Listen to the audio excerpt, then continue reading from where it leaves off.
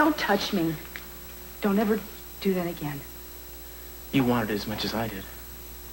It's just a physical reaction. It doesn't mean a thing. It certainly doesn't change a thing. You still hate me, is that it? Yes. Yes, I do. I hate your superior attitude that you have about my mother and about Nick. My attitude doesn't need to be changed, Eden. Yours does. And as far as your mother goes, the law is very clear on how to deal with what happened. It's a simple process to be followed, and I just followed that process. I don't really care what the law says. People bend the law. They break the law all the time. You do. I do? Yes, you do, Mr. High and Mighty. And I see yourself, turning yourself in and following due process. How do I break the law? You speed.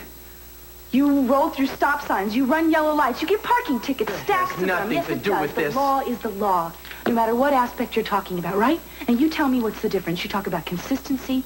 You talk about integrity. You took an oath to uphold the law. Well, do you only get rigid when it's dealing with my mother? Okay. I break the law. Now come here.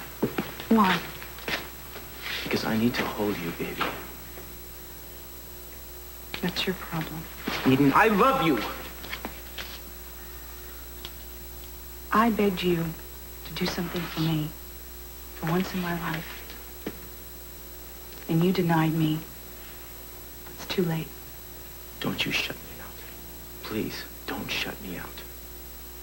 I don't know how you could ever ask me to forgive you for what you've done.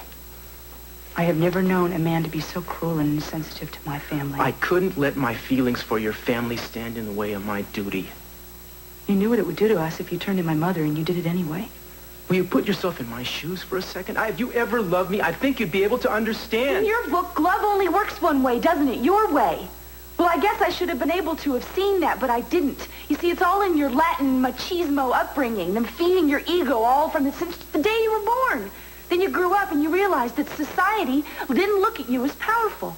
You didn't have anywhere to go with that ego. You finished? No, I'm not. I'm not done by a long shot, because you've always been angry with people like us. You've been angry with people with money, with power, with social status.